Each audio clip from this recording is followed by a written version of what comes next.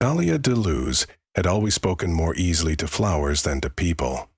As a child, she whispered her heartaches to the hedgerows of her parents' farm, convinced that the leaves shivered in sympathy. When she grew older and took work as a village gardener, her shy reserve found comfort in the steadiness of soil and seed. The townsfolk along the Morn River regarded Thalia as harmlessly peculiar, head bent, boots muddy, eyes fixed on something most others missed. This summer she inherited a ruined greenhouse at the eastern edge of town. Few expected anything remarkable to come of it. Thalia scrubbed the soot-stained glass, rehinged the sagging doors, and filled the beds with dark, loamy earth. Then she locked herself away for 7 nights, working by lantern light, with journals of botany and old folk remedies. When the doors finally swung open, she presented seedlings with pale, veined leaves whose edges tasted faintly of salt if one dared lick a fingertip after handling them. Her discovery emerged from equal parts science and folklore. Certain proteins in human tears, she'd read, could act as a catalyst for floral bloom, if properly paired with genus Rosa. Most botanists dismissed the idea as romantic nonsense, but Thalia had experimented in secret, pipetting her own tears into petri dishes, charting the tiny fissures of embryonic petals. She named the variety Lament Rosa, and planted a modest plot in the refurbished greenhouse. At first, the roses refused to open for anyone but Thalia. Perhaps, she reasoned, they recognized her saline fingerprint, the specific ratio of grief to hope in her tears. But one afternoon, passing the graveyard on her walk home, she found an elderly mourner kneeling beside a fresh headstone. The woman's quiet weeping drew Thalia's gaze the way a candle draws moths. Without thinking, she unpinned a still-closed bud from the basket she carried and placed it at the widow's side. The widow's tears slid over the petals like morning dew. Almost instantly, the bud unfurled, revealing a bloom so opalescent it appeared woven from dawn itself. The widow gasped, half in fear, half in wonder. Word of the tear-fed roses spread. The greenhouse became a pilgrimage site for the grieving. Parents cradling tiny shoes, lovers clutching lockets, soldiers' siblings rattling dog tags. All came to Thalia with eyes bright from freshly spilled sorrow. She asked no payment.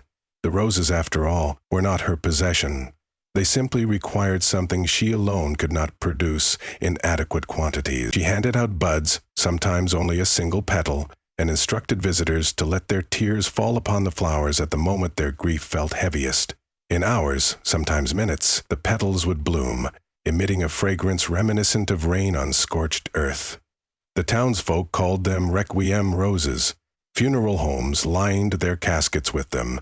Tombstones sprouted vases crammed full, each bloom a soft beacon in the gloom of loss. Some said the scent calmed sorrow, others claimed it sharpened the pain into a bearable, almost beautiful clarity.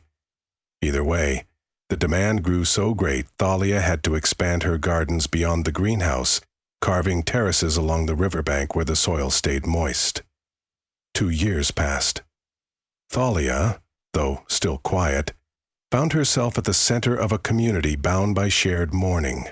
Children drew pictures of her roses in chalk outside the church. Musicians composed dirges inspired by the flower's scent.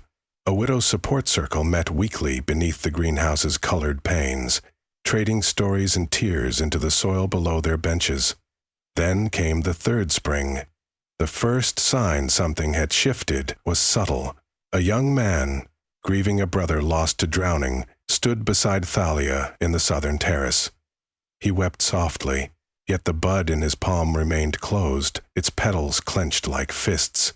The man apologized, as if his tears were inadequate. Thalia gently pressed 2 fingers to the bud's calyx, willing it to respond.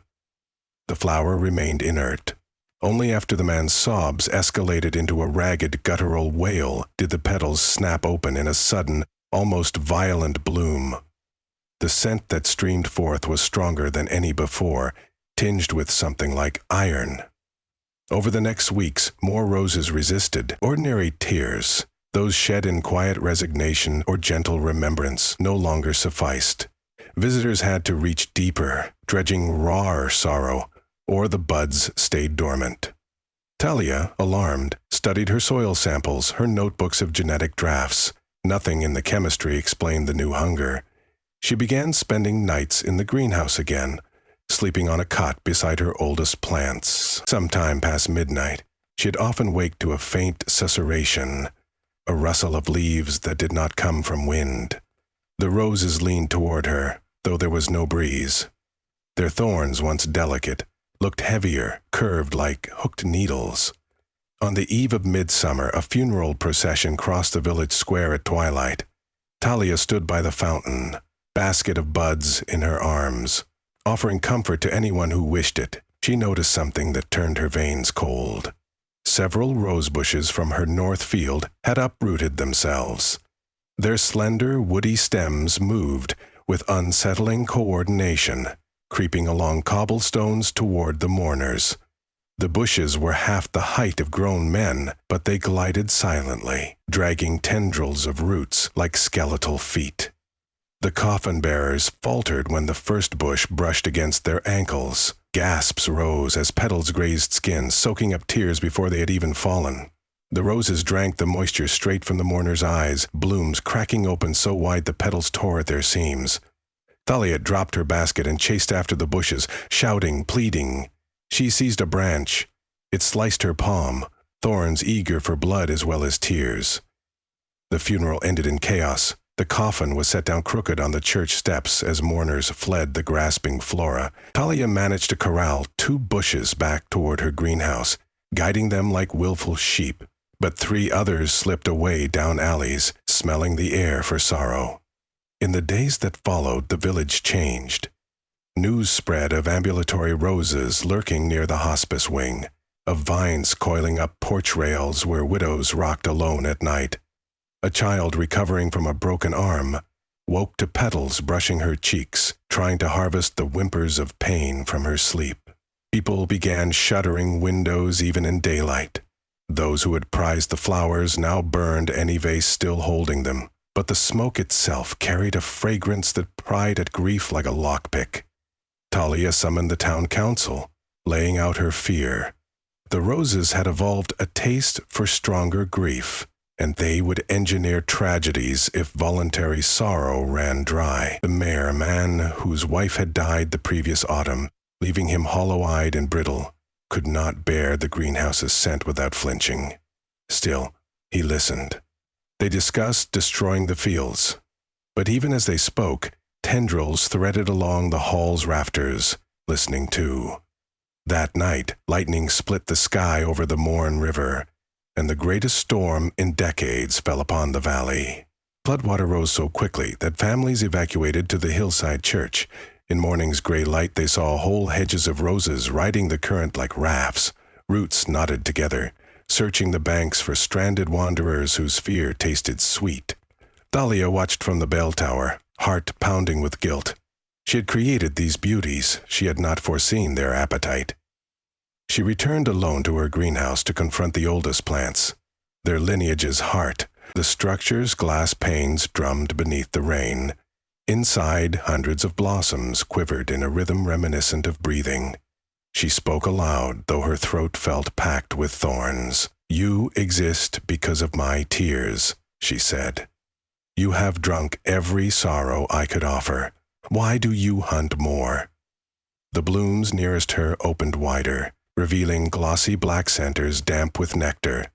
A scent thick as incense flooded her lungs, and in it a message formed.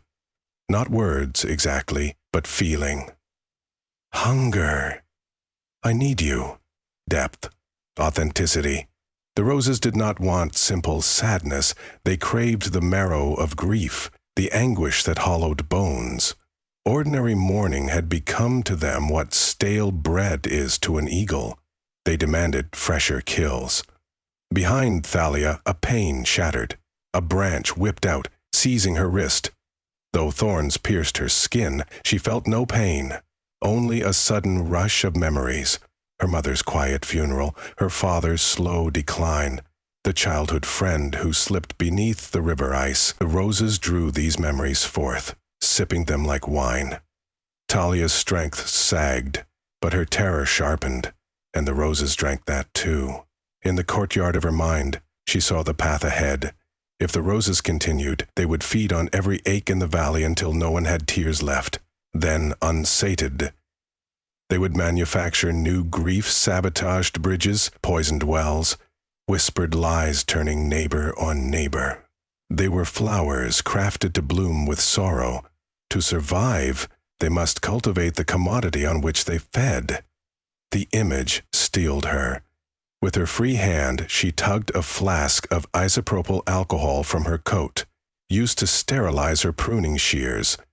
She splashed it across the vines binding her. Leaves sizzled, shriveling where the liquid touched. She lurched back, yanking a lantern off its hook, and flung it at the main cluster of bushes. Flame bloomed, the inverse of their blossom, orange and ravenous. The roses shrieked in a voice of sap popping and glass cracking.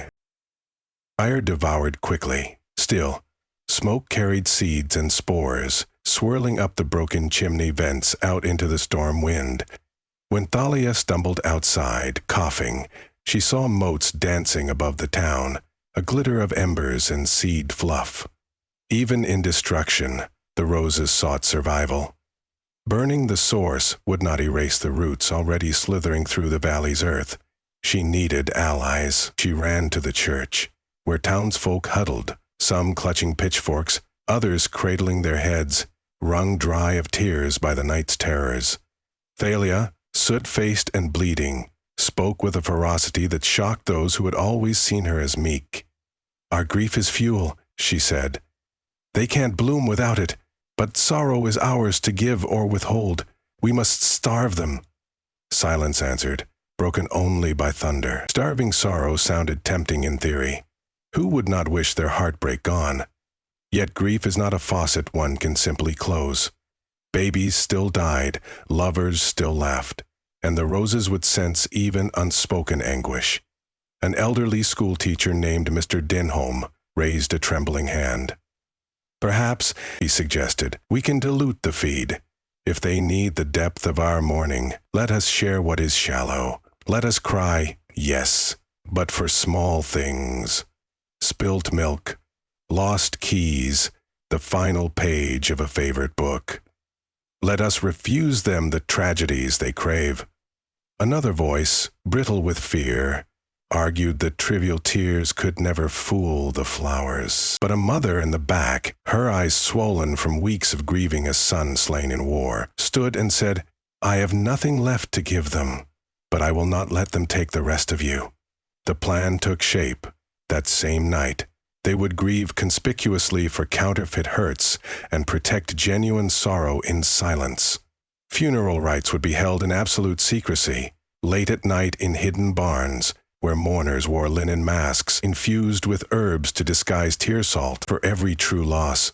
The town would stage 3 public pageants of petty woes-mock tragedies acted out on the square, complete with crocodile tears collected from onions.